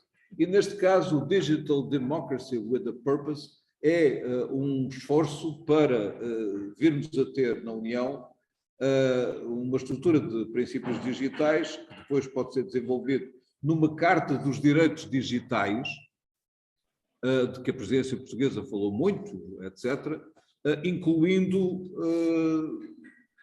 é mais fácil dizer do que estar a falar em abstrato. A identidade digital, a privacidade, o acesso e neutralidade da internet, o uso da inteligência artificial, a liberdade de expressão e informação, a liberdade de reunião e associação, a proteção das crianças, a liberdade de expressão, a educação digital, as plataformas digitais, os serviços públicos digitais, o direito de autor e outros direitos de propriedade intelectual, e os meios eficazes de resolução de conflitos e acesso à justiça. Os temas para uma Carta de Direitos Digitais europeia. Força, bom trabalho, que se trabalhe nisto. Mas é preciso ter consciência de que a gente pode aprovar as cartas que quiser. Já temos a portuguesa, já temos a espanhola, talvez venhamos a ter uma europeia, etc, etc. Mas no terreno de batalha, que é onde se ganha e se perde esta luta, quem está?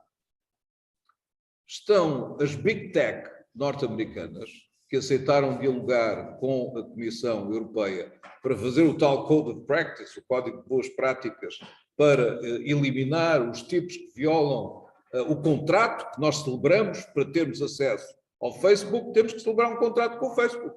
E o Facebook pode expulsar-nos, pode cortar-nos, pode eliminar as fotografias que a gente lá coloca, pode suspender-nos durante 1 dia, 2 dias, 3 dias, 4 dias, o que quiser.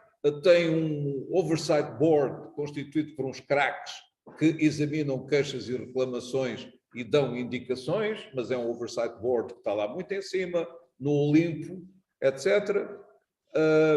Portanto, até agora não tenho visto grandes sinais da existência dos benefícios do oversight board do Facebook. O Twitter não só expulsou o Trump, como acaba de recusar à justiça norte-americana informação sobre os tweets que o Trump fez em relação a sevandijas que participaram na invasão do Capitólio. Portanto, o Twitter entende que não deve fornecer à justiça norte-americana dados concretos utilizáveis em investigações do Congresso e, eventualmente, das polícias sobre os energúmenos que invadiram o Capitólio e sobre o papel concreto do presidente Trump na instigação à violência, porque entende que não é seu papel colaborar com a justiça, o que é um entendimento que me parece uma chinoiserie verdadeiramente extraordinária e julgo que devem ser obrigados a colaborar com a justiça, mas c'est pas mon problème, isso é o problema do Congresso norte-americano. E o Congresso norte-americano não aprovou até agora nem alterou o Communications Decency Act, faz parte do Código das Telecomunicações norte-americano, está empancado, nem aprovou uma lei federal sobre privacidade à semelhança do regime que existe na União Europeia.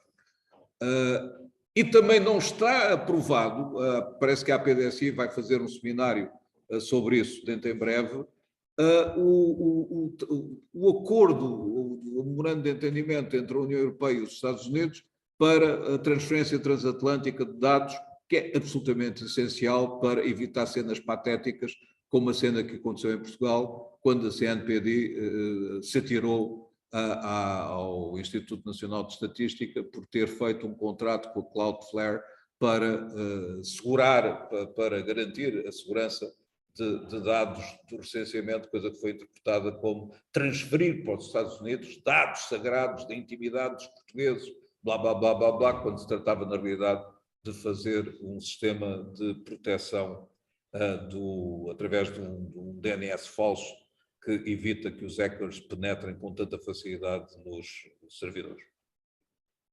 Essa questão passou, e passou porque é impenetrável, ou seja, ter esta conversa em meios de grande audiência não tem procura, ou seja, vocês não conseguem encontrar nos média que nos servem a sopa quente da guerra com sangue todas as noites 40 vezes com os mesmos generais esfarrapados a fazerem a defesa de Putin, etc., alguns demais, na minha opinião.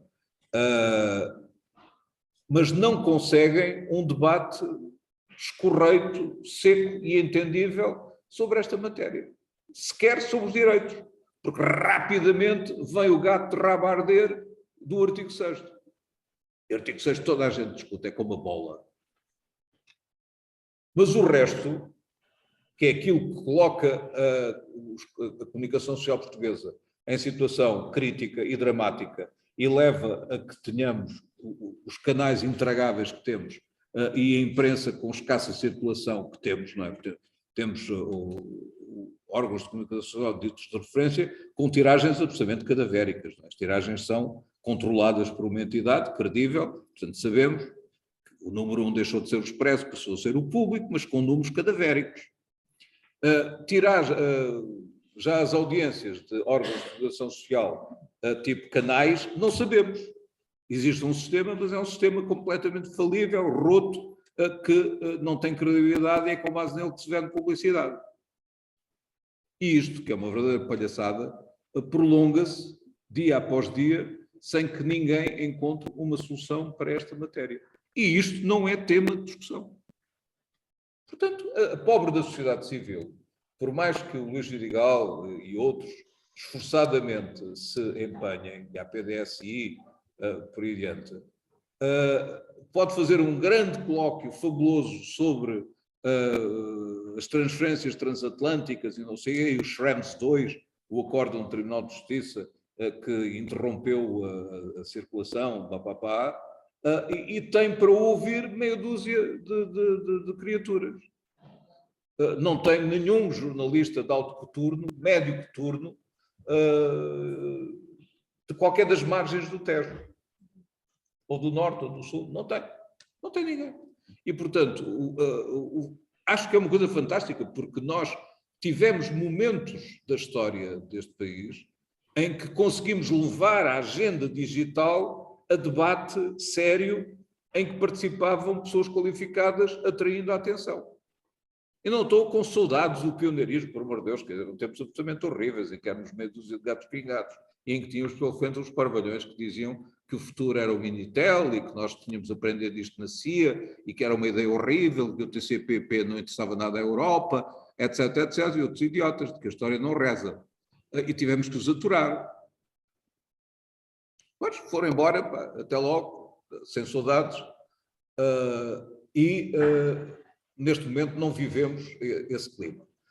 Mas vivemos um clima onde não conseguimos que a agenda, que é a mais avançada de todas, a União Europeia aprovou, em março de 2021, aquilo que chamou a bússola estratégica da transição digital. Bússola estratégica é uma expressão muito curiosa, a tradução oficial portuguesa, a alternativa é a via europeia para a transição digital. É um documento escorreito, interessante, completo e abrangente. E aqueles de vocês tiverem paciência de ver o post que eu falei, feito hoje, que tem o tal link para o relatório da Deloitte, verão que a Deloitte diz que a bússola estratégica da União Europeia não é realizável no prazo que ela prevê até 2030 e 30. Bye bye, tirem da ideia daí. Seria necessário mudar de rumo, adotar medidas complementares, alterar a governance, porque aquilo prevê que os Estados-membros passem a ter a obrigação de apresentar, como acontece no plano económico, projetos, programas. E os programas são depois sujeitos a aprovação, a validação e a controle. E as massinhas só descem do céu para a terra contra o cumprimento dos programas. E a Comissão supervisiona isso e corta o guito a quem não cumpre os programas. Em abstrato, eu acho que isto faz todo o sentido. E em concreto, ainda faz mais, porque sem isso não haverá combate às assimetrias e os Estados mais ladinos e com mais meios avançarão muitíssimo mais depressa e basta pensar no que é que significaria isto que falou, aliás, o Luís Vidigal. Se eu tenho, isso já acontece, se eu tenho uma operação a ser realizada a partir de Bilbao para Lisboa, conduzida através de 5G, com o equipamento adequado na sala de cirurgia e com o cirurgião, um cirurgião em Lisboa e outro em Bilbao, e agora tirem Bilbao e ponham Santo Meio Príncipe, e agora ponham Guiné-Bissau, e agora ponham Angola, etc, etc, onde quiserem, alguma coisa acontece de absolutamente fantástico, de revolucionário, porque não resolve o problema dos partos nem da criança morta nas Caldas da Rainha.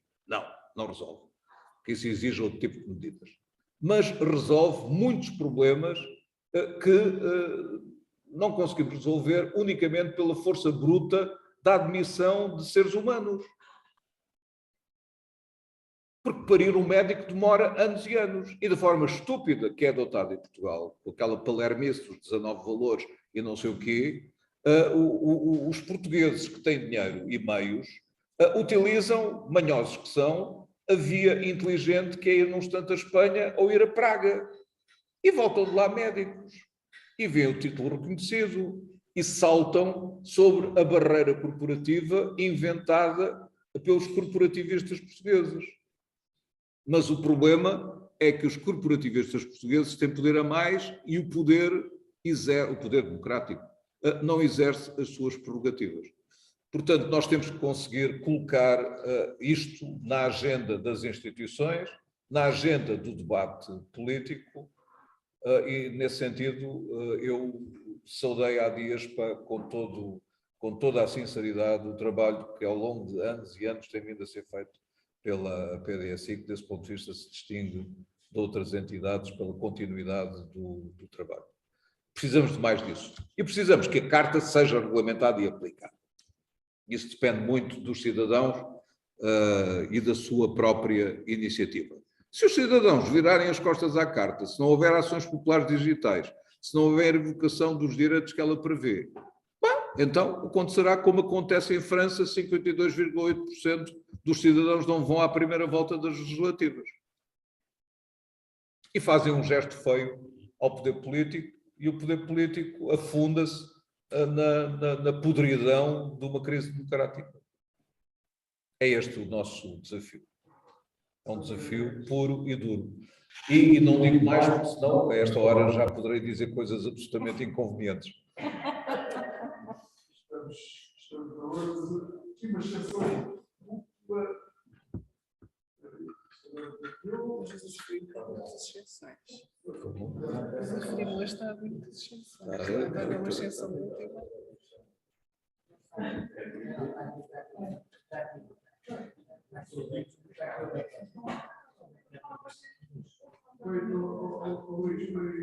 Então, a exceção é em benefício de quem?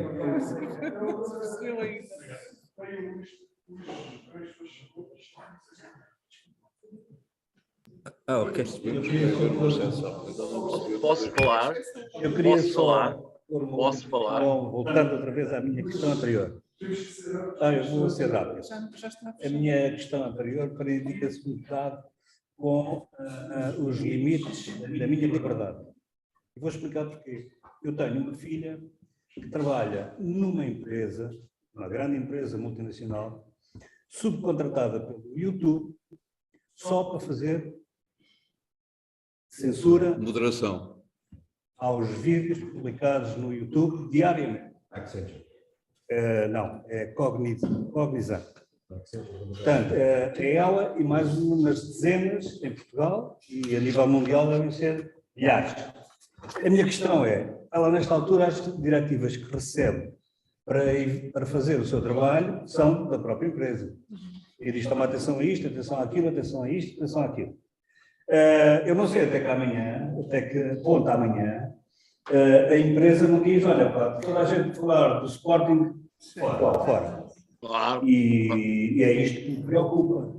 Até que ponto é que, por causa de não haver regulamentação nacional, institucional e europeia, este vadio não vai ser aproveitado por estas bolhas multinacionais que tomam elas em si o poder de fazer esta censura, esta triagem destas coisas, com as quais a mim ninguém me perguntou nada, nem sei sequer se vai ao encontro daquilo que eu desejo. Era só isto. Se a noite estivesse a começar, eu sei bem o que lhe dizia. Posso falar? Resposta muito rápida. Zeferino, posso falar? Não vai ser muito rápida. Zeferino, posso Repara, falar? há dois caminhos possíveis, em teoria. Ah. Ou os Estados assumiam a função de garantir a ordem nas redes e teriam de ter estruturas do tipo que a Arcom francesa. Em França havia uma entidade para o numérico, para o digital e uma entidade do Conselho Superior do Audiovisual. Fundiram as duas entidades e agora uma entidade única que trata de tudo. Em Portugal temos o ente comatoso que está pelo nome de ERC. E a ERC, cada vez que se fala da palavra ciberespaço, mete-se num buraco debaixo da mesa e diz: ciberespaço, isso não é connosco e tal. Pensei com outros. Mas quais outros? Só os senhores.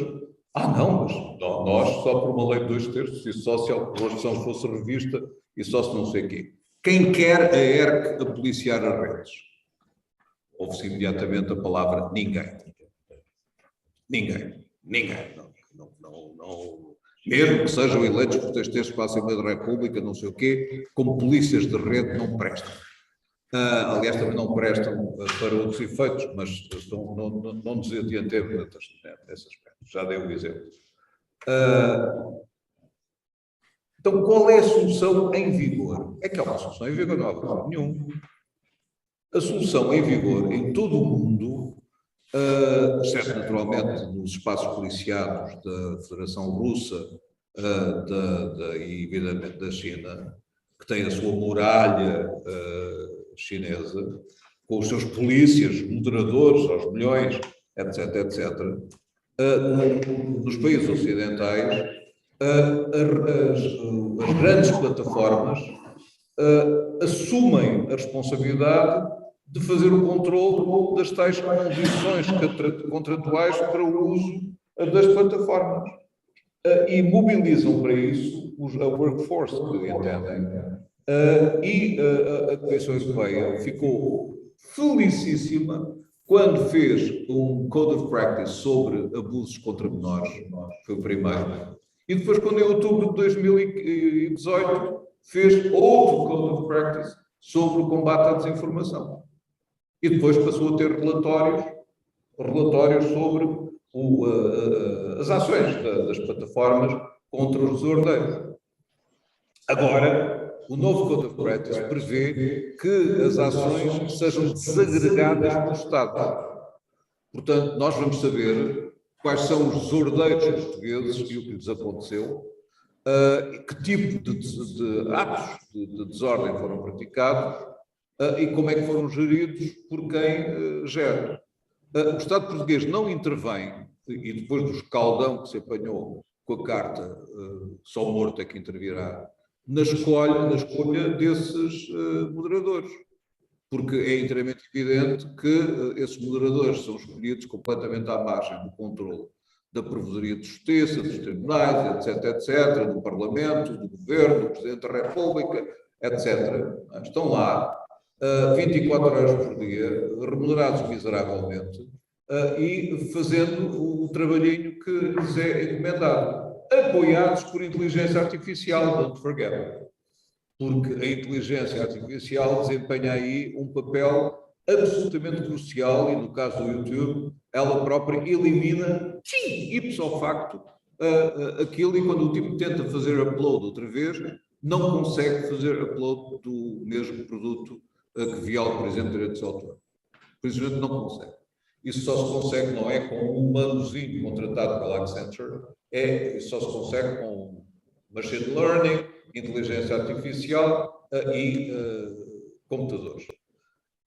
Agora, por último, e para vos aborrecer realmente, vem aí o metaverse. Ou seja, Zuckerberg, Satya Nadella e outros estão a preparar uma internet de outro grau com avatares, mundos virtuais, o Diabo 7, em que nós, em vez de estarmos aqui, estaremos em casa com a nossa marmita a comer veremos os avatares e tal, giríssimos, morrer, todos lindíssimos. Nós poderemos, aliás, disfarçar-nos. Eu arranjarei uma cabeleira linda, e uma barba mais larga, mais curta e tal. E aparecerei uns 30 anos mais novo. Podemos fazer isso. Na verdade, já podemos fazer isso no Tinder, por exemplo. Já podemos aparecer com o ar que quisermos, falsificar, photoshopar a nossa fotografia, enganar as velhinhas e as novinhas com quem queiramos relacionar-nos, também se aplica aos velhinhos e novinhos, etc. Mas no Metaverse, it's the glory. Isso aí é a glória máxima, porque exige supercomputadores e exige capacidade de tradução simultânea em várias línguas. Portanto, estou a falar com uma chinesa absolutamente encantadora e ela está-me a ouvir em chinês, eu estou a falar em português e ouvi-la em português. É um sonho de qualquer macho, alfa. E, portanto, tudo isso vem aí. E aí tem razão. Vem aí no vazio e na desprevenção mais pateta dos decisores. Esse é o tema da minha tese de doutoramento. Metaverse. E é um tema que está por... E sem autenticação. Como? E sem autenticação. E sem autenticação nenhuma. Portanto, Foi a boa notícia do Elon Musk na compra do Twitter, foi só que ela há pessoas autenticadas. Não sei porque é que isso, por exemplo, não é uma prioridade na União Europeia. Certo. A autenticação. Portanto, se aquilo de que nos queixamos é o faroeste... Um bot. O faroeste. Como sabem, esta foi a semana em que a Google despediu um engenheiro que tinha dito que um bot tinha mostrado sentimentos humanos. Isso revelava um ser sentiente. Singularidade. Ainda não a singularidade, mas sentiente. Então, o animal declarava-se triste. Tinha momentos em que se sentia triste. Não me desligue. E o gajo dizia, mas você sente-se triste porque tenho medo que me desliguem. Tenho medo que me desliguem. Se me desligam, vai ser terrível, vou morrer, etc. E o engenheiro ficou completamente comovido e veio cá para fora dizer isto. Veio dizer isto, foi despedido. Francamente, não estou de acordo. Eu não sei se vocês se lembram, antigamente havia um chatbot chamado Eliza, com quem era possível ter por telnet conversas, e um tipo tipicamente dizia Eliza, I'm sad today, e ela respondia why are you sad? E um gajo respondia outra coisa, because I lost a dear animal, e ela respondia, an animal? What animal? Etc. E o tipo podia estar ali horas a conversar com a Eliza e a perder tempo, obviamente. Agora não é preciso. Agora a gente pode conversar com uma Eliza de carne e osso, situada algures onde quiser, na Califórnia, em Singapura, algures em Alicante, aqui em Alcochete, etc. Fazer isso até por Skype, ou Zoom, com imagem, sem imagem, FaceTime, com som, com imagem, tapada, com Snapchat, etc. E pronto, e estamos ali divertidos durante horas a estabelecer uma relação e interação com um ser humano que está inteiramente dedicado a divertir-nos e a entreter-nos. E, portanto, como? Com personalidade jurídica e tudo. Nós temos com personalidade jurídica. Portanto, os direitos digitais estão a ser aumentados, estão a ser expandidos, estão a ser fantásticos. Infelizmente, há bandidos. Há bandidos, há canalhas, há patifes, há violadores, há pedófilos, etc. E, portanto, a Europol acaba de ver aumentados os seus poderes, designadamente o recurso a algoritmos, para ver se consegue apanhar esta canalha toda, enquanto Portugal discute se a censura foi reinstaurada por mim não deixa falar. Os bandidos para alguns em maio de 2021. Zé Magalhães e a todos agradecer este bocado. Nós temos aqui alguma limitação de tempo devido às instalações a que estamos também integrados, também devido ao Código de Trabalho que impõe regras, senão temos horas extraordinárias que os padrões não podem também. De maneira que agradecer, Zé Magalhães, este bocado. Cumprimos mais uma missão no Pensar em Alcochete. Fica o convite para a terceira sexta-feira de julho, onde, se Deus quiser, teremos cá o Dr. Luís Marques Mendes, com um tema completamente diferente, se calhar, porque acho que não estou a vê-la a abordar esta temática, mas o faremos. E teremos todo o gosto de contar convosco, todas as sextas-feiras temos, quer por presencial, quer online, e agradecer aos que estiveram a assistir, alguns já tiveram que sair, esta oportunidade. Muito obrigado a todos.